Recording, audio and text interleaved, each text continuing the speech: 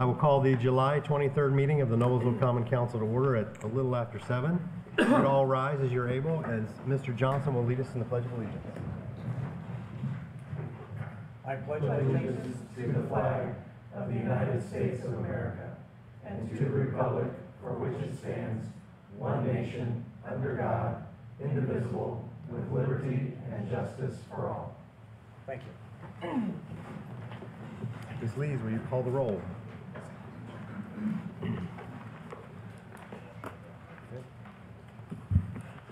Mr. Boyce. Present. Mr. Davis. Present. Mr. Elliott. Present. Mr. Johnson. Present. Mr. Schwartz. Present. Mr. Smith. Mr. Thurston. Present. Ms. Wild. Present. Mr. Peterson. Present. Mr. President, you have a quorum. Thank you. I'll take approval of the executive session memorandum of July 9th. So moved. Second. There's a motion to approve the executive session of July 9th and a second. This is a hand vote. All those in favor, raise your right hand. 8-0. Approval of the minutes of, from our July 9th meeting. Move to approve. Second. Motion to approve our minutes from the July 9th meeting in a second. This is a hand vote. All those in favor, raise your right hand. 8-0. Petitions by citizens who are present. You gotta do the agenda. Oh, yeah. Approval of the agenda. Mr. President, I would move that we approve the agenda as presented. Second. There's a motion to approve the agenda in a second. All those in favor, raise your right hand. 8-0. Petitions or comments by citizens who are present. I do not have any cards up here, but if anybody would like to fill out a card or speak now or forever hold your peace. Mayor's comments. Thank you, Mr. President, members of the council. Good evening. Great to be with you. I'll be brief. Just a few comments. I want to thank Councilor Johnson and Councilor Peterson for joining us last week. Lieutenant Governor Crouch was in town, and we had a mental health roundtable. Actually, Mark Boyce's wife was there as well, in her official capacity. And it was a great discussion, and I continue to say, and will continue to trumpet, I'm really proud of our community and how, and thank you, Councilor Wiles, for being there as well. You were there at Riverview. Have really leaned into the topic around mental health, and I believe every city is on the front line of this topic. But I would say that in Noblesville, we have taken it even a step further and put policies and programs in place that are saving lives every day. And I'm incredibly proud of that. And she was just, I think, blown away at what we have done in Noblesville. And I think our goal is to maybe take that on the road the next couple of months and help out other communities around the state get programs set up like Noble Act. I think every once in a while we have to pinch ourselves and realize what we have here. And we're pretty blessed with the resources, both here within the city and city government and also on the private side as well. So thank you for all of you who attended that last week as well. I will, as you all know, Noblesville schools go back to school next Wednesday, the 31st. All of us with young kids will rejoice on that day. But I will say that we, in the midst of bus transportation, are also working through some road construction that have been ultimately were hopefully to be done by then. But there is some delays. As we well know, NDOT is doing the project through downtown. They found some fuel tanks underneath Connor. That work has continued now after they've done some soil testing, which is standard operating procedures. But that did delay that project a little bit. So we're looking towards the beginning of August for a completion date of that. I mentioned the school piece of it just because let's show some grace with our bus routes and bus drivers as they navigate this as well. It'll be a little bit different for them. I will also say there has been some communication that we have been working through, some great opportunities with our friends at the Indiana Department of Transportation. You may recall there was a sign that went up on State Road 19. They have a culvert replacement that they're needing to do. They have committed to not do that until State Road 32 is open. I'm not sure if the right hand was talking to the left hand at that point in time, but there was some miscommunication there. So there is some strategic thought in trying to make sure these are all scheduled accordingly. So that project will not get going until our downtown project is done. There is some work getting ready to start out on 186th Street, which is Field Drive, and 37 to make that intersection, which is one that has been a challenge for us for a long time. That got started a little bit earlier than we had anticipated as well. Checking with the city engineer for approval or disdain back over my shoulder. So we are constantly working, and again, it is summer construction season across the state. We're all trying to show a little grace, but we are also trying to be as communicative as possible with our residents to make sure that we are trying to ease traffic flow the best we can. And as you well know, the final piece of phase 1 of Pleasant Street will be a new roundabout at 10th and Pleasant. That will not start until the downtown project is completed as well. So really we need to get focused on the 32 Connor Street project, get that done, and then that will trigger some other projects that are going on across the city. Final piece I'll say, I just want to thank Kate Baker and her team at Noblesville Main Street for putting on yet another great street dance last weekend. I know many of you were there. It did shift for 1 year only over to Federal Hill Commons due to some of the construction in downtown, but based on the pictures and some of the aerial footage I saw, it was not lacking for attendance in that. So again, I've just been in awe, whether it be the 4th of July parade or the street dance, or just the overall support of our downtown merchants. The community has stepped up during challenging but necessary times and supported all great things. So we also have a lot of city staff that help out with that event. Patty Johnson, our street commissioner, sits on the board of Noblesville Main Street because I made her, and so which has helped increase communication between those two organizations. No, I'm just teasing, she loves it. But just thanks for everyone who took time to come out there with that event. So with that, I think that's really all I need to cover right now, but appreciate your time and happy to answer any questions anybody has. Thank you for your leadership in the mental health arena. Yeah, That was thank you. quite a culmination. Thank you. Very proud. It's been taking a big team effort, and you guys have helped to fund that as well, so thank you.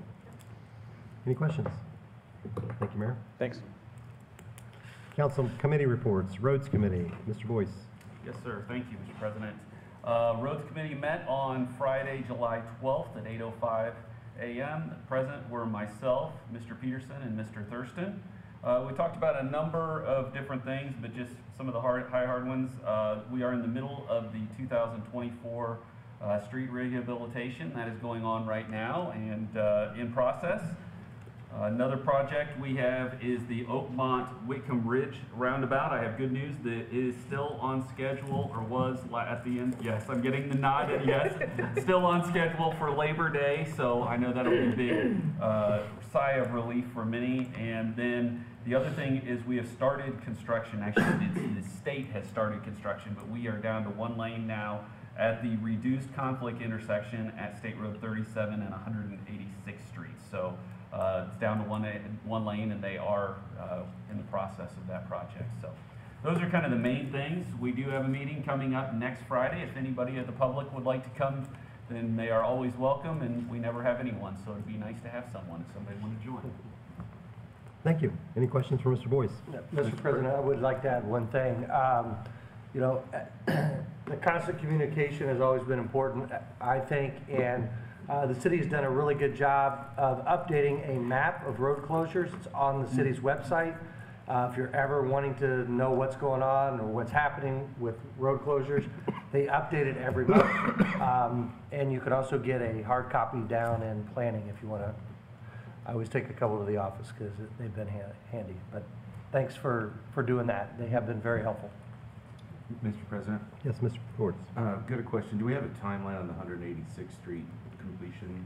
How long is it It going was August through, for the reduced conflict. Should be done by the end of the year, Yes. but again, I'm not scheduled. to be? Thank you.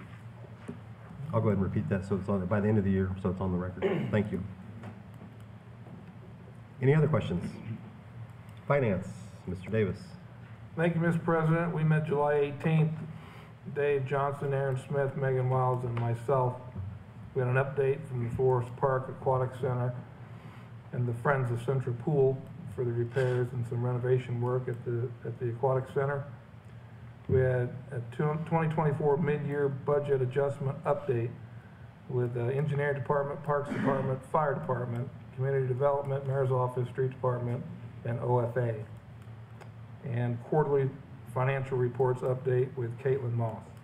That and the claims docket come to the council with a favorable recommendation. Any questions for Mr. Davis? Mr. President, I would move that we approve the claims as presented.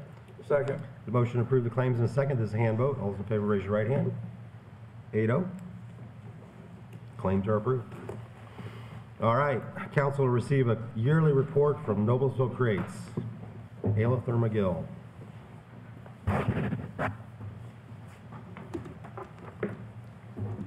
Ooh. Patrick, I may need your password. Here he comes. Good, awesome. His But middle thank you, name. everybody. Help's on the way. Thank you for giving me the time to give you a little update on all the things we've been doing. Awesome, thank you. You all have our latest arts guide, I believe, in front of you, as well as a paper copy of our annual report. And so a lot of the charts that are in this presentation are repeated in there, so hopefully you can see them nice and clearly. Just as a reminder of who we are, Noblesville Creates was founded in 2012 by Hamilton County Tourism, and at the time we were Nickel Plate Arts. We are currently on contract with the city to manage the Cultural Arts District. The Noblesville Cultural Arts District is one of only 12 in the state, so it's a really prestigious, cool thing that allows this city to have sort of a unique perspective and unique collaboration on a statewide level. We also serve as the Region 7 partner for the Indiana Arts Commission, which means that we manage all of their grant projects in the central part of the state, Marion County and the Donut Counties. And that means that this year already we've seen over 354 grant projects go through our office, which means we have access to a lot of really neat thought leadership and a lot of examples of arts programming from around central Indiana. We also are managing operations for Hamilton County Artists Association. They're the arts organization that has the little church at the corner of 5th and Cherry. They've been around for over 70 years and want to elevate their operations, and so they've come to us, and the goal is that in the next couple of years, they'll be our professional artist branch and be sort of under our umbrella. We also, just a couple of highlights from 2023. We helped celebrate the city and the county bicentennial. We led an interactive mural project at Street Dance last year that had far more participation than we ever imagined. We know we had over 600 people add something to that mural, so it's very energetic. Instruction was not something that was very easy during that project, but it, I think, led to a really interesting and fun community asset that's now in the Pocket Park over by the Trestle Bridge. The other big thing about 2023 is we did rebrand to Noblesville Creates, and that was the result of several years worth of study and work thinking about what would best express who we are and what we do. And in terms of cultivating arts resources, which is the key part of our mission, it is clear that Noblesville is leading in Hamilton County in terms of creating opportunities for the creative economy to grow organically and sustainably. So that's what led to our choice to really embrace Noblesville as our brand. Just to run through some quick numbers, because artists can do numbers. We had almost 19,000 bodies come to either our campus or Noblemade or one of our events in downtown, and you can see that steady growth over the past 3 years. I think this speaks to both the hunger for arts and culture programs in our community, as well as the impact of our latest marketing strategies. So we are very excited about getting that number to continue to grow. We also sold over $54,000 worth of art last year. 80% of the price of the art that we sell and consign from artists goes back to those artists. 20% stays with us to support our mission. And so that's a really substantial number, but it's one that we want to see really grow so that more and more artists in this community can benefit from that economic impact. We also think it's really important that our missions support other organizations. So each year we track what kind of resources we provide to other organizations. And that includes like graphic design work and marketing and support from our staff. This includes contracted work where our staff are working for other organizations. And so over $63,000 worth of value went to other organizations in this community through us. We also think it's very important to pay artists. They are professionals. We want to pay them what their work is worth. And we want to make sure that we're really modeling that behavior well. So we track how much we pay to artists each year. There was a substantial increase last year, and it was due to multiple factors, including our contract with the Indiana Arts Commission. They use us sometimes as a pass-through for their grants programs. So a lot of their grant projects went through us. We also did a concert series in Fishers last year that paid a lot of musicians a lot of money. And we also had some other grant projects and things. And our collaboration with the Front Porch Music Festival is also counted in this. We're their fiscal agent. So they do a great job of making sure that those musicians get paid. Each year, we rely on the Americans for the Arts Economic Impact Calculator. They've spent decades studying the impact of the arts in communities, and they've been able to boil that down to some equations that allow them to look at our budget and our visitation and then show what our economic impact was. So in 2023, our work supported 37 full-time equivalent jobs in this community. It drove nearly $726,650 in household income. Our attendees brought $444,000 into this community as they came to support our events, and we drove over $48,000 worth of local income for local governments, which I think is pretty great. Just a quick look at our numbers. The City of Noblesville is our largest funder, and we are very appreciative of that. That allows us to have the stability we need to undertake a lot of really cool projects that we otherwise just would not, that really benefit this community. A notable thing about a difference between this year and last year is how much our support from Hamilton County Tourism has dropped. They are no longer providing us with an operating support grant. And so we've had to look for other sources to fill that in. And one of the ways in which we're able to earn income that other organizations aren't, we look for a lot of opportunities to do contract work as well, contracting with other organizations or companies to do public art or to support their services in one way or another. So another way to look at this pie is to think about earned income versus charitable income. The big blue slice is our earned income, and as a nonprofit, we are very lucky that we have such strong earned income channels. I should point out that we do consider the public purpose grant that we get from the City of Noblesville fits in our earned income category as we define it because it's connected to a contract. So that's in that blue portion. But it also points to how much room we have to grow in terms of engaging with the philanthropic community and getting more of that charitable income into our organization as well. So that's something we're looking at for the future, and we've engaged the Bradford Consulting Group, and they've already done a great job of helping us start elevating our fundraising efforts. One other set of numbers to look at is how we spend our time. So this is a crazy pie chart, but it is all the data from our time cards showing what projects we spent our time on. So it's really just 4 categories that are separated by color. Anything that's blue on that right-hand side of the pie chart is a Noblesville project. So it's related to running our campus, running First Fridays, doing a program here in Noblesville, doing an exhibit in Noblesville. And so you can see very significant, more than 2/5 of our budget is devoted to Noblesville projects. The orange section is basically like overhead, accounting, marketing, all that kind of stuff, staff management, and of course all of those Noblesville programs benefit from that as well. We can't do those programs without some of that overhead. Just as a point of reference, our Indiana Arts Commission contract is up in the yellow portion. That's all the other projects we do with other partners in this community. So a couple of things I just want to make sure you're aware of for 2024. We did really lean into the eclipse this year. We developed a whole bunch of products that had Noblesville's name on them nice and big and featured a lot of local artist work. And we sold those at 4 different events that we worked on for the eclipse.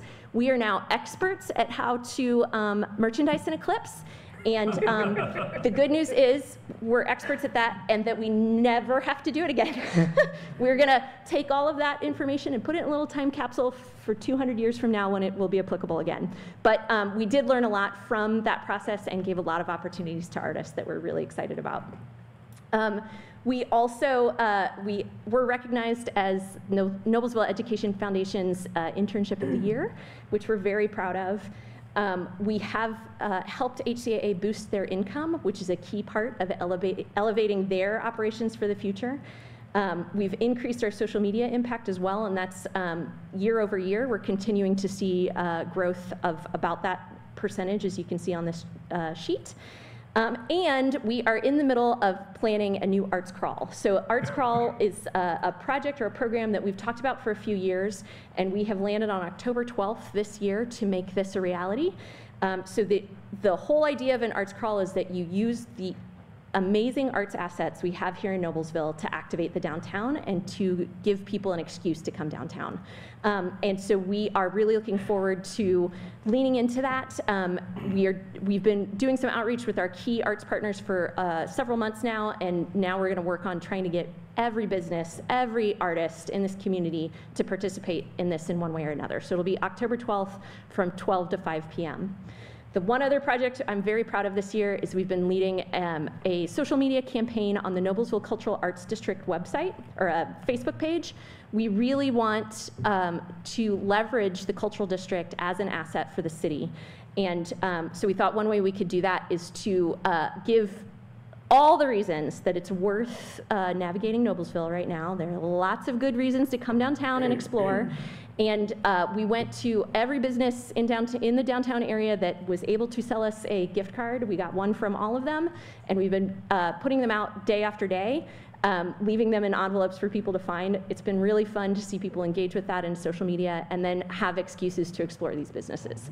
We ran out of cards on Friday, and so we are now looking at ways we can extend that. We may go back and buy more. We're also looking at maybe doing a raffle for First Friday in August, not a true gaming raffle, but like a door prize, to keep that effort going and to keep highlighting all those assets. We did just launch 3 new committees for our board. This is a way for us to grow leadership through the community. Our future board members will be coming from these committees. And so we're looking for other people who are interested in participating on these committees. It's going to be a really exciting opportunity to shape our future and to work on some really fun projects. So anyone who's interested, please contact me. We'd love to get you on one of these committees. And this is just a reminder that an investment in us is really an investment in the whole ecosystem of this community. It's a way to support literally hundreds of artists in our community and to show that Noblesville really values the impact of the creative economy and really understands how important that is to the health and vitality of the future of our community. This is just a quick list of our calendar of events for the year. We do an event every first Friday. We have 6 signature events throughout the year, including in the fall we will do Day of the Dead, and we're looking forward to scaling that up a little bit this year because it's on First Friday, so maybe we can have a little more fun with that one this year. And we, of course, participate in lots of partner events as well, including the Indiana Peony Festival and Front Porch Music Fest, which is coming up at the end of August. I think it's August 24th. We want to invite everybody to our fundraising gala, which is on September 19th at Embassy Suites. We have engaged a whole bunch of artists and performers from our community to show off what Noblesville creates this year and really celebrate our new brand. I would love to see everybody there. We're also still in the process of collecting nominations for our annual awards.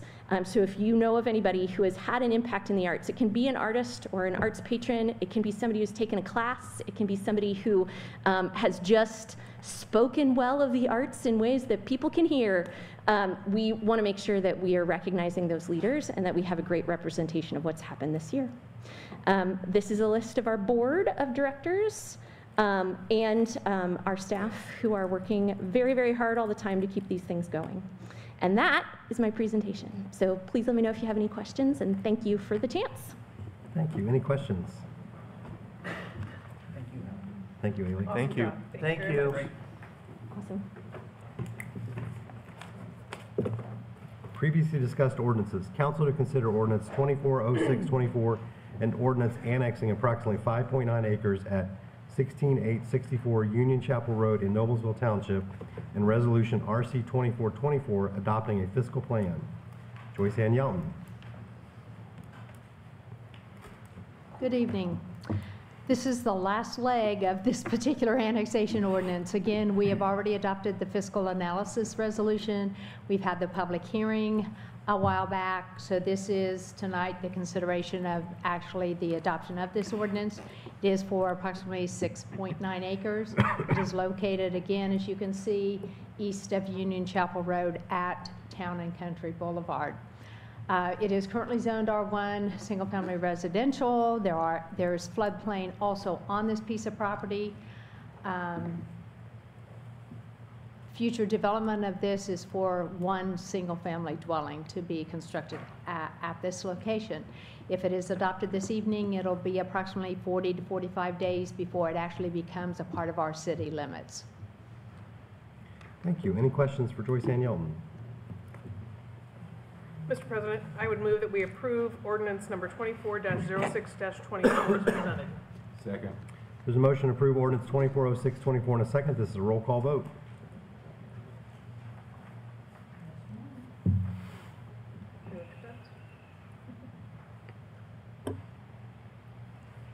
Mr. Boyce. Aye.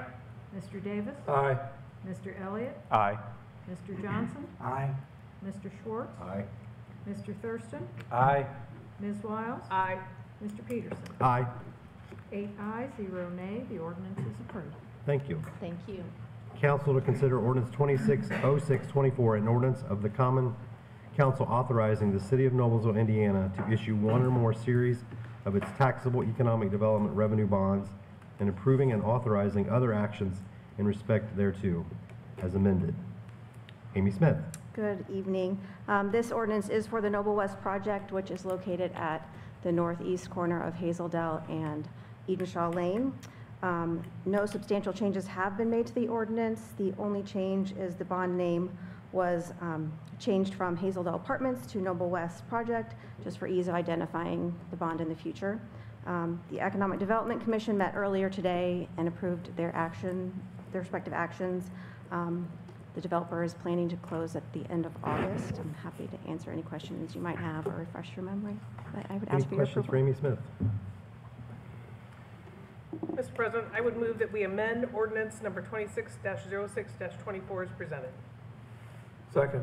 There's a motion to amend ordinance 260624 as presented, and a second. There's a hand vote. All those in favor, raise your right hand. 8-0. Mr. President, I would move that we approve ordinance number 26-06-24 as amended. Second. There's a motion to approve ordinance 260624 as amended, and a second. There's a roll call vote. Mr. Davis. Aye. Mr. Elliott. Aye. Mr. Johnson. Aye. Mr. Schwartz. Aye. Mr. Thurston. Aye. Ms. Wiles. Aye. Mr. Peterson. Aye. Oh, sorry, Mr. Boyce. Aye. Now Mr. Peterson. I'm still aye. 8 ayes, 0 nay. The ordinance is approved. Thank you very much. On to zoning matters. Council to consider ordinance 370724, an ordinance adopting a special consideration for an indoor recreational facility within the Cumberland Point Plan Development, a part of the corporate campus plan development district at 9847 Cumberland Point Boulevard. Move to introduce. Second. Sarah Reed. Good evening.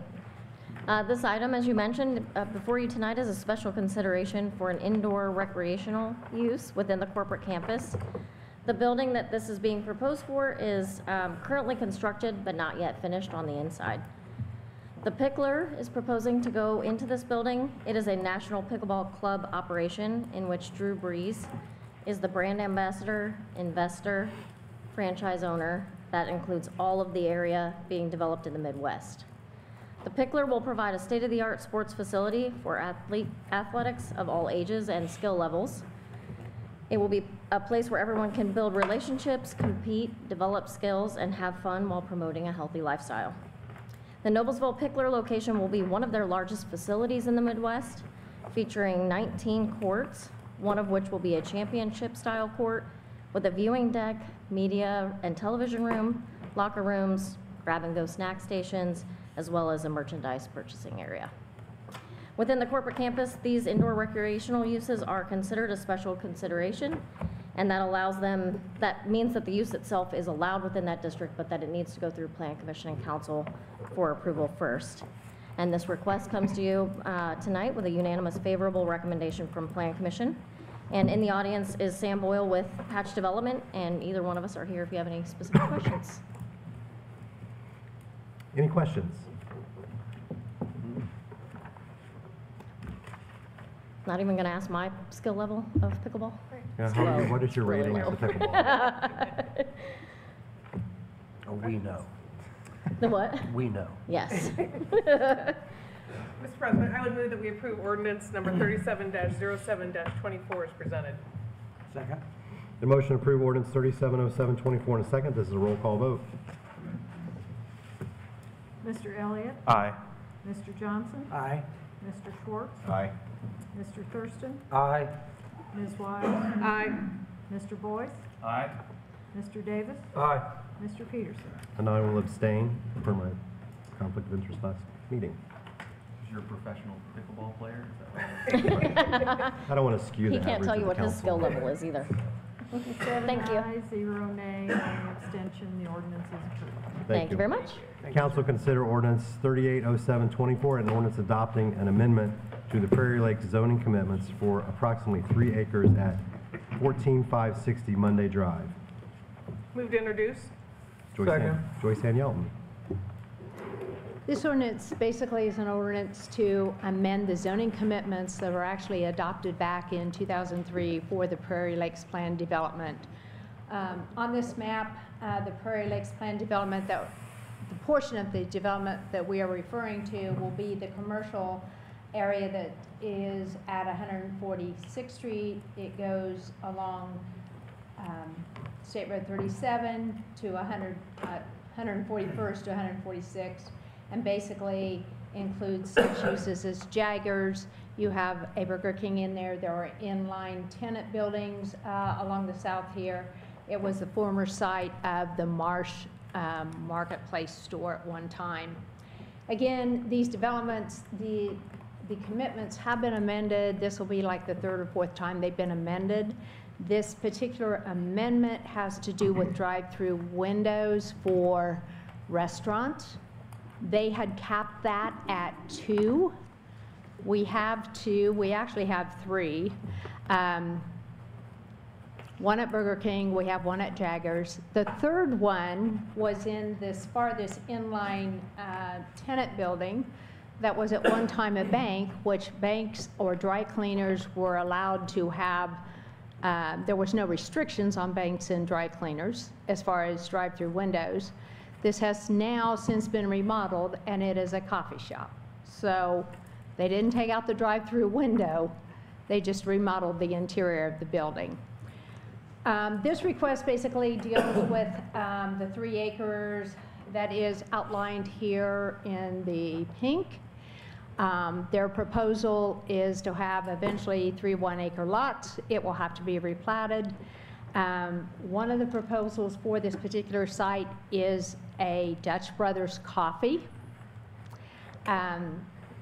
Drive-through, it's a drive-through. There's not, you don't walk in, you don't sit down. It is strictly a drive-through.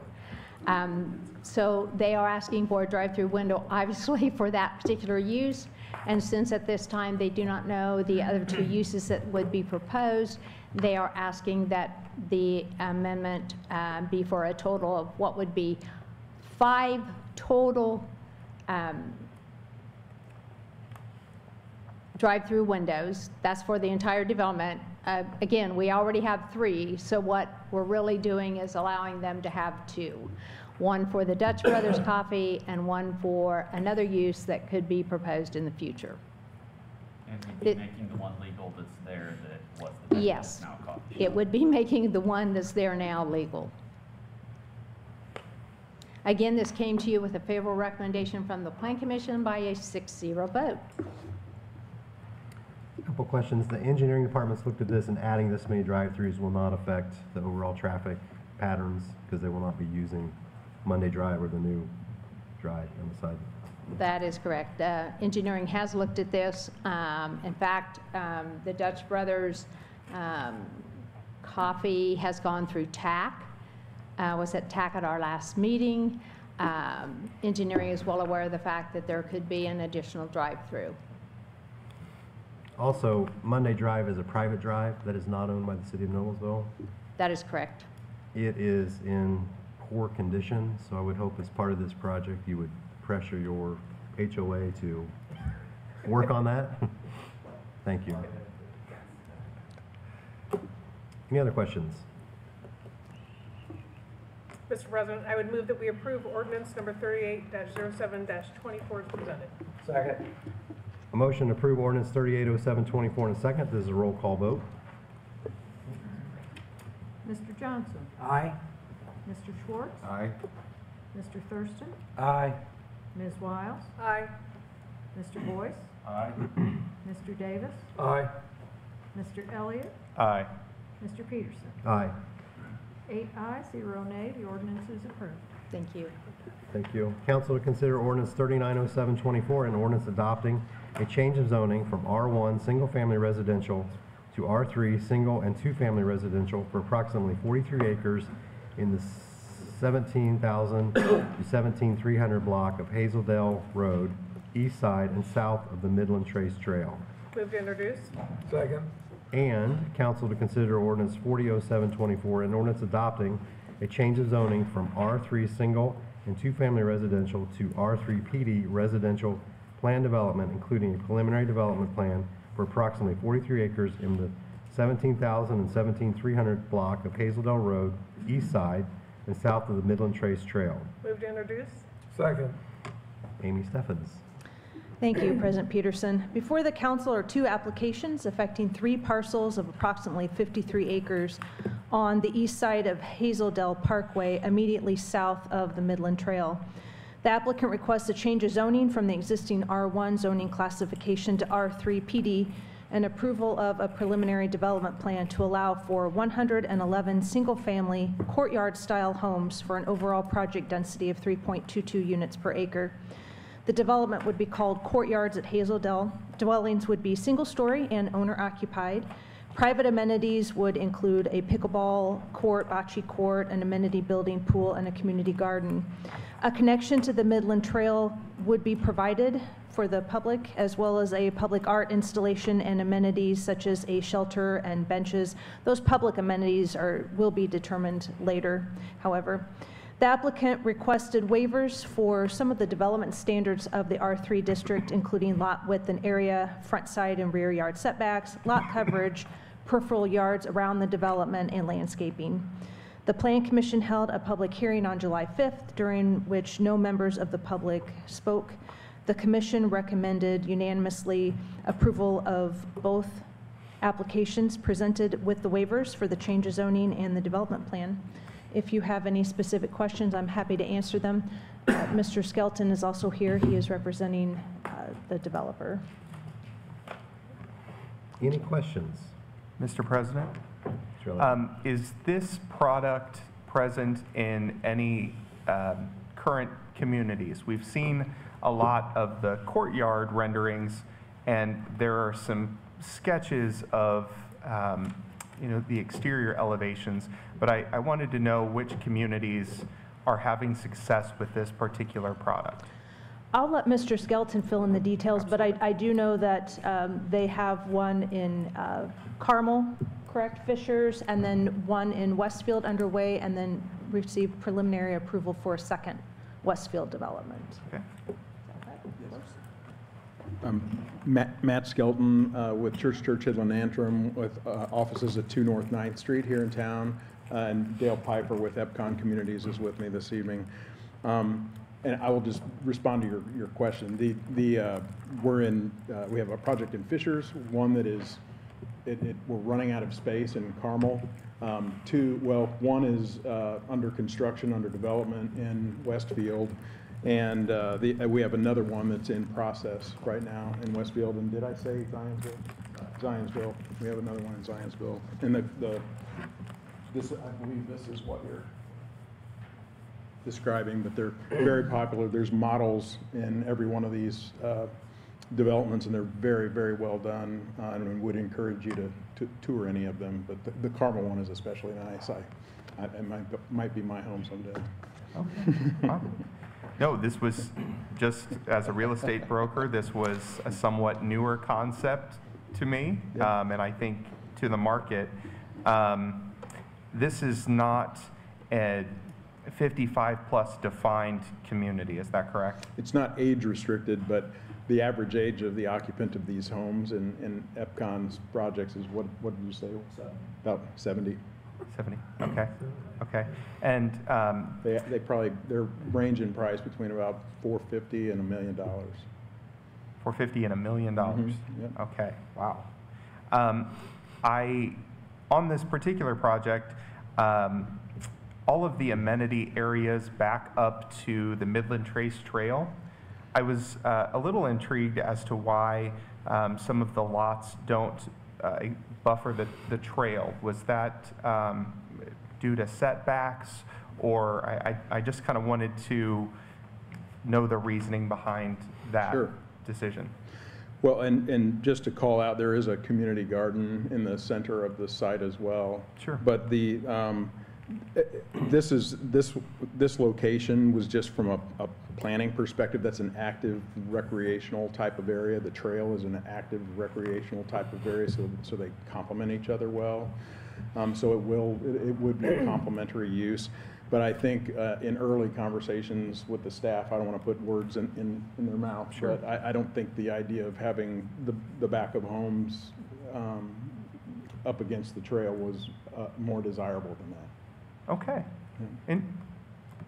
That is intriguing to me. All right.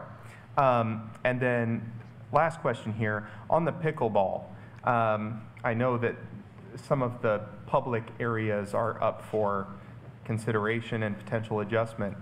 I would probably just advise that we, if possible, swap the bocce ball court and the pickleball court for more of that tree buffer, because I do think that from a few communities that I've heard from, not necessarily here locally, but even in Indianapolis, we've had some noise complaints about the constant ball back and forth.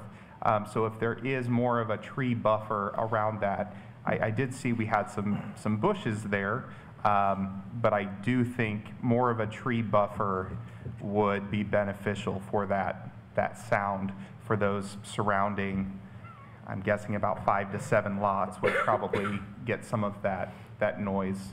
Obviously don't want any noise complaints if someone is paying upwards of $450 and beyond. So that was my only other observation on this. Again, I think this is just kind of an adjustment product for us here in Noblesville as far as the courtyard kind of butting up to the adjacent property. Part of my concern, I guess, is if someone were to throw a hammer into the next door neighbor's siding, what happens? Yep, and this is not their first rodeo, of course. course. I mean, they do these all over the country, and Right.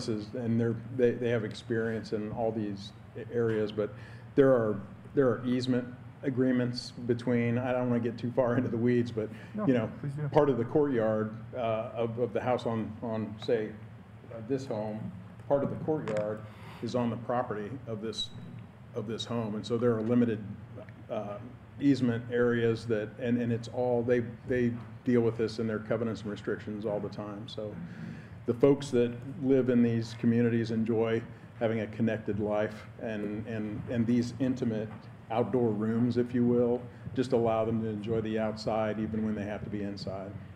So. Do we have a rental restriction in place on this community? They will probably have one, but there's not been anything proposed or discussed or brought up to date. Okay. Would you find that as advantageous on behalf of the developer? Well, I wouldn't use the word advantageous, but is that Sure. something you'd even discuss? No, I think we would consider it like a early lockout, Like an, yeah. 1 year period or something. We don't want to restrict our owners. Okay. Yeah, it would basically be a time period. I think I've seen other ones that you folks Yes. have done, and it's a 1 year after initial purchase or something like that. But Sure. no, I wouldn't say that it would be advantageous, but it's probably something that isn't a problem for them. Okay. Is that accurate? Mr. President, I just would make a comment. This is over my area, my district. When I first heard about it, I did go over and tour the one in Carmel, walked through a couple of them. The representative that was there was very friendly. Loved them. I thought they looked great, great product. I think it's something that I would be proud to live in. It was a high quality product. I was very, very impressed with it. So if you haven't seen it, I would definitely go look at it. I was pretty impressed. I don't want to overshare, but it's that model that you toured is the only one my wife and I have ever walked through and I mean, agreed on everything, yeah. It was really, really nice. You're bidding more here. Thanks for taking the tour and the time to do that, Mr. Thurston. Great. This has also been through the ARB and was approved. Correct. Yeah. It was a unanimous there, approval, yeah. Any other comments, questions? If not, Mr. President, I would move that we approve ordinance number 39-07-24 as presented. Second. The motion to approve ordinance 390724 in a second. This is a roll call vote. Mr. Schwartz? Aye. Mr. Thurston? Aye. Ms. Wiles? Aye. Mr. Boyce? Aye. Mr. Davis? Aye. Mr. Elliott? Aye. Mr. Johnson? Aye. Mr. Peterson? Aye. 8 ayes, 0 nay, the ordinance is approved. Mr. President, I would move that we approve ordinance number 40-07-24 as presented. Second. There's a motion to approve ordinance 400724 in a second. This is also a roll call vote.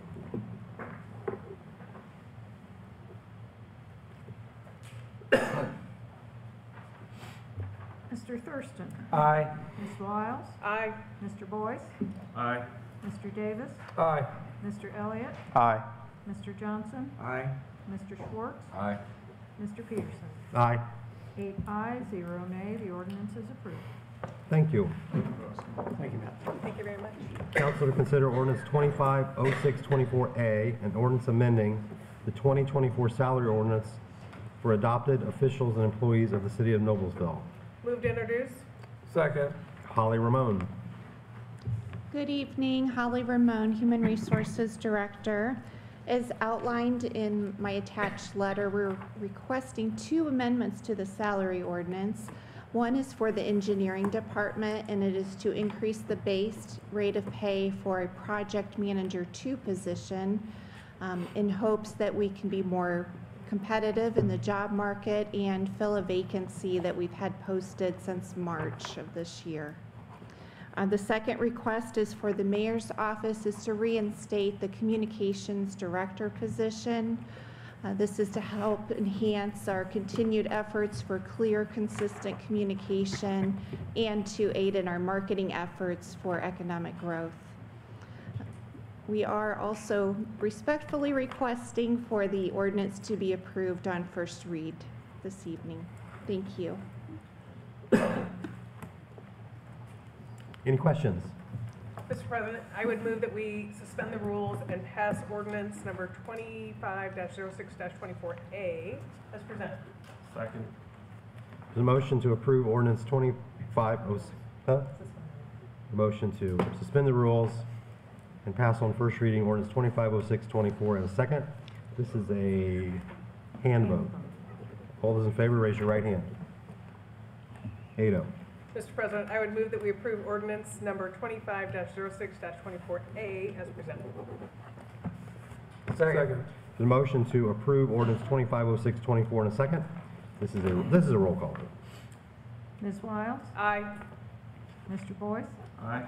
Mr. Davis? Aye. Mr. Elliott? Aye. Mr. Johnson? Aye. Mr. Schwartz? Aye. Mr. Thurston? Aye. Mr. Peterson? Aye. 8 ayes, 0 nay, the ordinance is approved. Thank you. Thank you. Council to consider ordinance 410724 and ordinance amending rates and charges for the use of and service rendered by the City of Noblesville, Indiana Sewage Works and amending the service rates and charges for the collection and disposal of trash and solid waste and establishing a public hearing. Move to introduce. Second. John Hughes. Good evening, council members. John Hughes, City Attorney.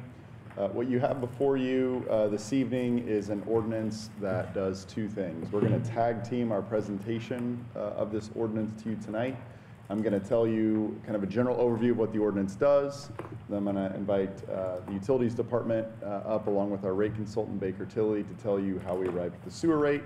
And then they'll invite Deputy Mayor Matt Light up to discuss the trash rate. Roughly 4 years ago, or exactly 4 years ago, we adopted rates and charges both on the trash and the sewer side that were intended to be 4-year rates.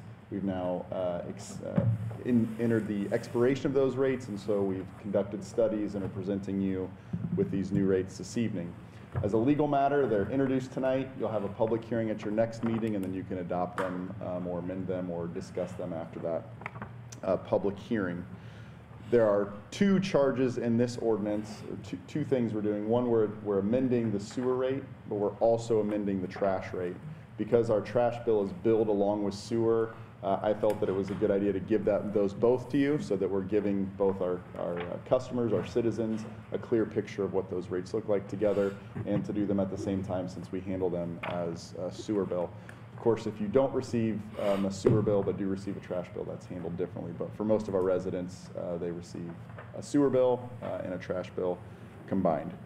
And so I'm going to hand the floor over now to the Utilities Department, Jonathan Mergot, and I think he'll introduce Baker Tilly to discuss how we arrived at the rates for the sewer. Honorable members of the council, Mr. President, Jonathan Mergot, Noblesville Utilities.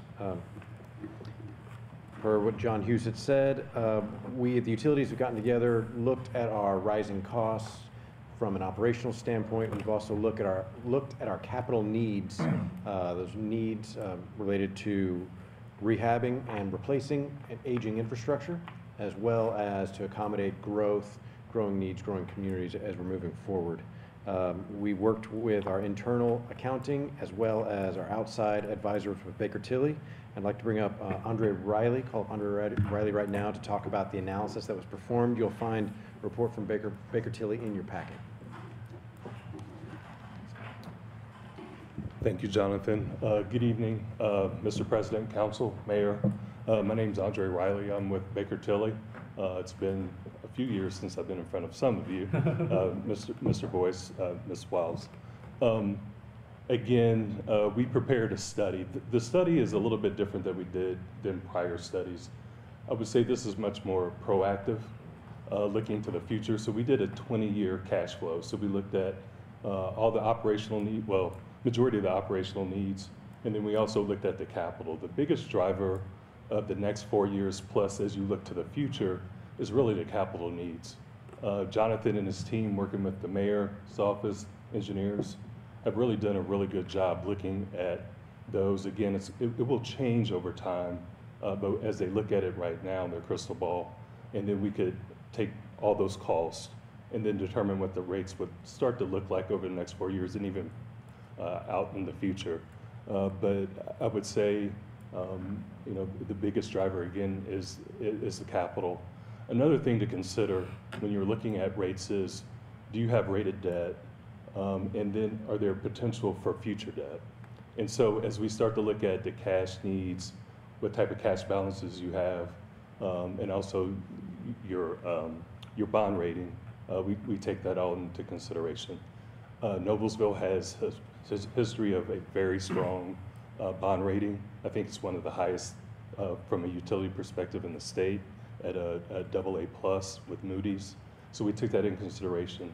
And so, you know, keeping those strong cash balances, looking to the future, is how we develop the rates. So I'll end there, keep my comments short. If there's any questions, happy to answer. Thank you, Andre. That was a very brief overview. He provided, we provided a much more detailed overview to the wastewater committee going through the analysis that was done. We're really pleased with the service that we've been getting from Baker Tilly. Looking forward to maintaining the strong bond rating, ensuring we have minimal cash reserves on hand for that, of course. So Noblesville Utilities is requesting an increase, across the board increase, for all of our sewer rates, that would be residential and non-residential, of about 15.5%. For the residential customers, as you likely know, it's a flat rate. So that increase for the residential customers is $7.15. Would be the monthly increase that we are proposing and requesting to the council. while to many families, $7.15 a month is easily bearable, we also understand that that is not for everybody. So we also have been looking very closely at some of the discounts that we provide and what we can do for the families that may be impacted the hardest by that and maybe most in need. We have one active discount today, which is related to the property tax discount. We currently have 500, as of the end of last month, 518 individuals or residents, customers, I guess we could say, enrolled in that credit. That credit we're asking to increase from $12 to $14. So that's actually the percent increase, and that is actually a higher percent increase than we're asking for the rates to go up. We've also gone back and looked at the previous rate increase in 2020. There was a new hardship credit that was created. That was related to a public health crisis that would have been declared, and then that program had ended. Working with the city, we're actually asking to remove language around that limits that to a public health crisis and to continue that moving forward in another 2 years, and it can be revisited upon that time. We're seeking to match that as a $14 discount, and there would be so for example, there's multiple ways that someone could apply for and get that, but for instance, if an individual went through unemployment and some other examples here. We have unemployment with the Indiana Department of Workforce Development, or the hardship program with Indiana Department of Revenue as examples. There are other information that we'll put out on our website to provide guidance for that as well. That would be available to owner-occupied customers, owner-occupied units. And overall, other individuals coming up to speak about the trash, but the total bill discount between trash and utilities would be about 30% of the total bill. So nearly a third of the total bill would be the discount. For if you apply and qualify for any of those discounts, those would be all the same. So, at this time, I think we will have Matt speak. You want to take questions now on the sewer before you get settled in back in your seat? Any Sure. questions for the sewer? Jonathan, when we talk sewer, that also includes stormwater. That's correct. At this time, though they are all, that's correct. When we say the sewer fee, the sewer rate, that is sanitary sewer and stormwater is in the same. And this is a 4-year rate. This is the averaging of the next 4 years, and it's locked in for 4 years. That is correct. So when you say a 15% increase, it is really a 3% annual. Yes, that's compound. approximately 3.5% annualized increase. Just below inflation. Yes. Any other questions or comments about sewers? Okay. Mr. Light. Thank you, Council. Matt Light, Deputy Mayor. Ailey gets to talk about art, Sarah gets to talk about pickleball, but I'm pleased to have a chance to talk to you about trash services, which are an important part of what we do for our residents. John, Jonathan, Andre kind of set the stage well. As you know, the mayor's preferred approach with sewer and with trash, which are paid on a combined bill, is to take a look at the costs across a 4-year period, and then to aggregate those costs over that 4-year period and have one rate that's applicable during that entire period. So the trash component of the bill is provided by Republic Services. Republic has been providing trash and recycling services to the city of Noblesville since going back to at least 2008. In 2020, we engaged in a competitive procurement process, and Republic was the lowest responsive bidder. So we established the rate from 2020 to 2024 based on that bid and the rates that the city was providing Republic to provide those services to the residents. That contract was negotiated by the city to include a renewal option of 4 years, and it could only be renewed upon the same terms and conditions as the original contract, which limited those annual increases to 3%, so long as the water, sewer, trash sub-index of the consumer price index was at 3% or higher. So it was the higher of 3% or that CPI increase. It hit that CPI increase each year, so the projections bore out. What we learned from talking with Republic about a possible renewal of this 4-year term is that the trends and their projections for this next 4-year cycle were along the lines of a 5.5% increase, but we were able to take advantage of that renewal option, and Republic was glad to continue to partner with us. So they're really below market in terms of what other places are seeing in providing these types of services. Just again to emphasize the hardship credit that is included, it really mirrors what Jonathan talked about with the wastewater utility bill in the trash component of the ordinance. So that's available to folks, and we will have information on our website and in other places to make sure that that is made known to residents in case that's something that they would like to take advantage of. We'll have a number of FAQs and other pieces of information on our website about both the sewer and the trash rates here probably later tonight, and would be glad to answer questions that any constituents have or that you have about these proposals. So with that, I'll stop and take any of your questions. So we would get one bill now? One bill? Yeah, it's on one bill. So the street department primarily manages the trash contract and the relationship with Republic, but works closely with the utilities department so that it's all included on one bill that goes out to the constituent. That might be a little shocking, that first bill, so. Any questions? Mr. President? Mr. Schwartz. If people are on an auto bill, is this going to affect them? Are they going to have to renew or do anything like that, or will it just increase automatically? So we'll be doing communication out to folks to make sure that there's awareness of this change. Jonathan, anything else you want to? Yeah, I can add something briefly to that. That's correct. We'll include an insert that informs people of a lot of this all this information that's going on and the additional credits. Specifically with automatic, there's really 2 ways that could happen. The easier, which is, and I believe more popular, that more people are taking part of, is the free payment service that we have set up through the credit card payment through the utilities and through our third-party provider. That, I believe, should go up automatically. There'll be no change or no action required by the customer. If customers had set up auto pay independently through their banks, they would need to make that change themselves. That's the less popular means and methods right now, but occurs at no fees to us, so we like that one better. But last time we did this, there was quite a bit of outreach that had to occur, and communicating proactively with customers who might find themselves underpaying bills because they just were on auto pay and didn't know that with the banks, and we're very accommodating in those circumstances to waive fees.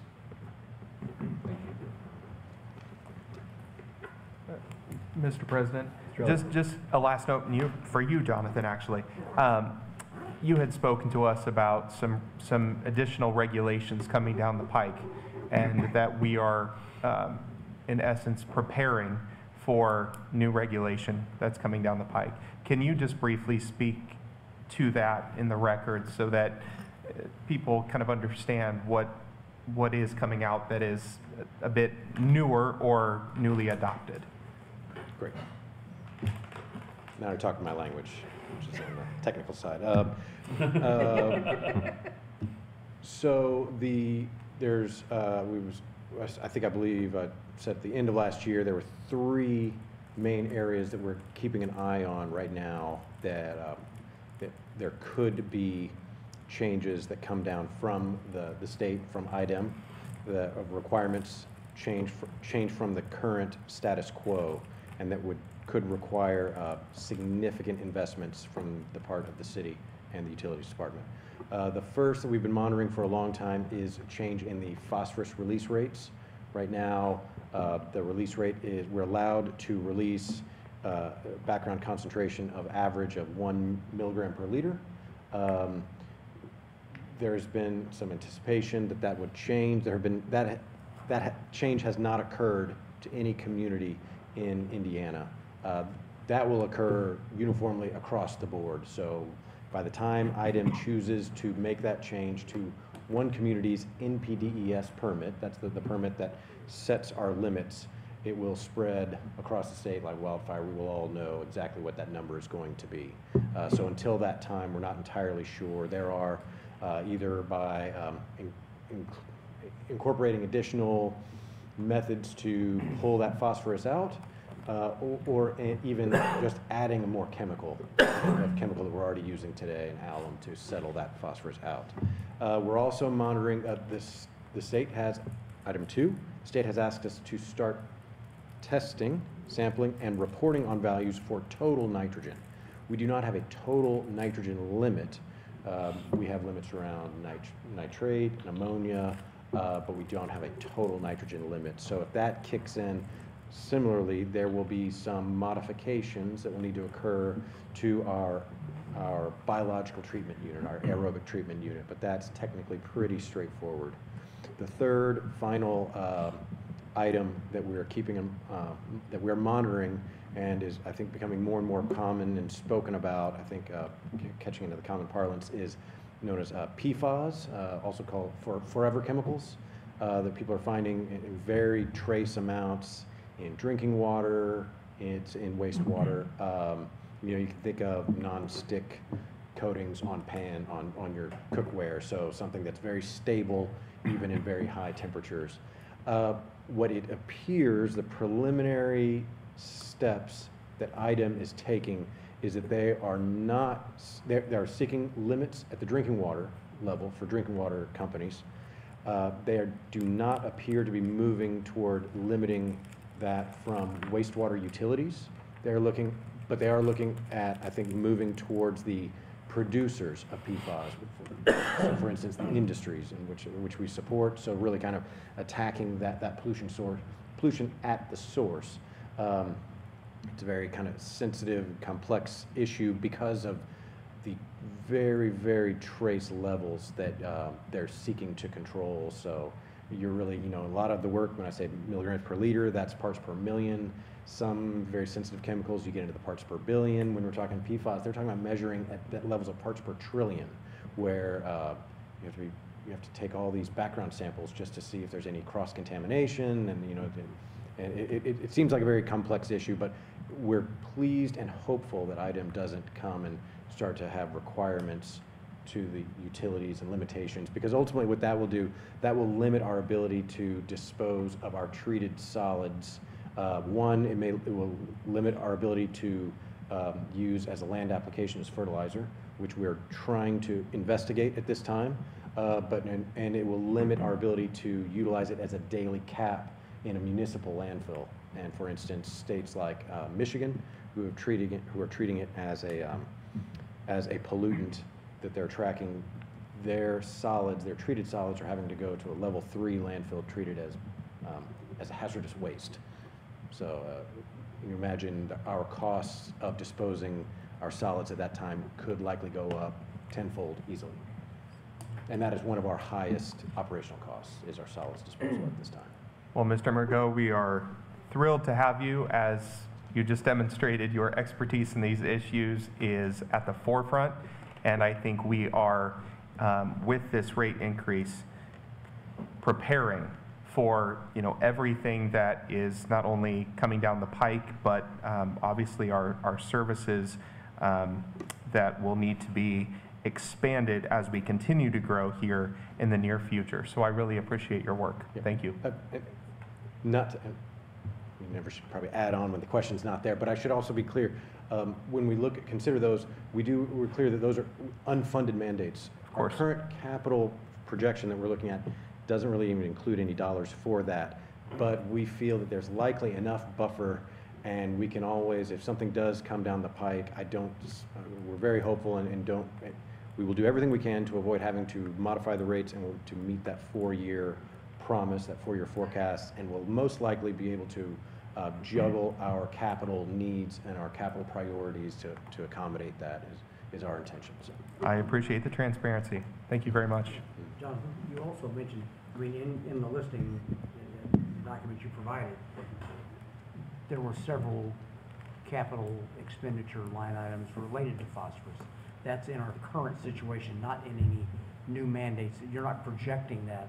That's correct. While we're working with some engineers and some suppliers, as we've kind of investigated some technologies that are out there, even just from even a standpoint of one of the things that we like to do,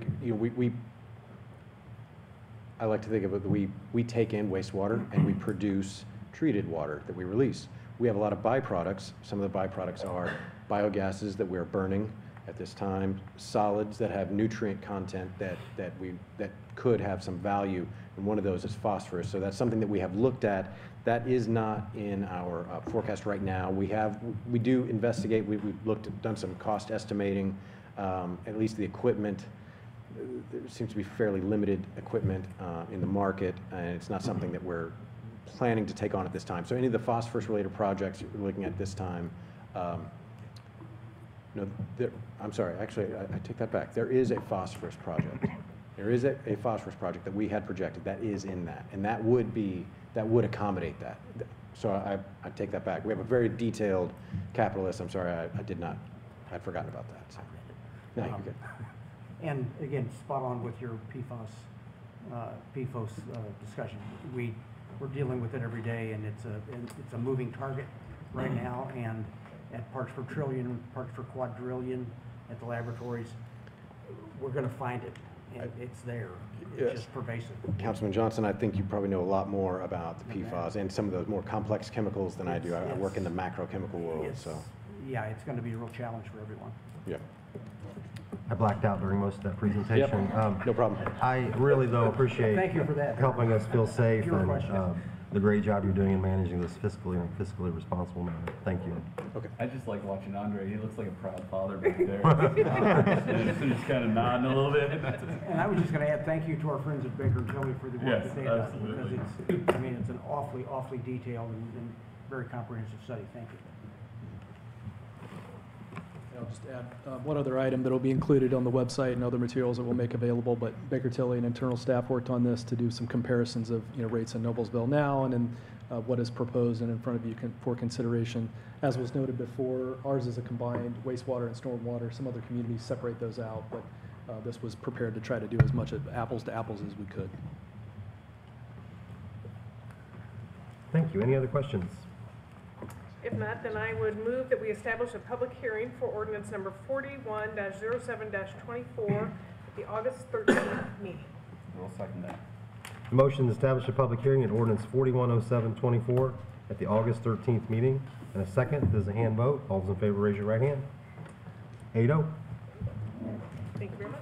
Thank you. Thank you, gentlemen. That is a lot of work. Council comments. I made mine already. Council comments? I made mine. You done already? Okay. Mr. President, I just wanted to express again that I thought the street dance was fantastic. The location, I thought, at least for this year, accommodated everyone. I think it was one of the best attended street dances I have seen, and I was very pleased with the amount of space, the layout. I do think that we will continue to see more programming at Federal Hill, if not the street dance, much more additional programming there. It's just a fantastic venue, so kudos to everybody involved with that. We'll give all of our credit to our new Parks Director, too. Any other comments? We're adjourned. Thank you.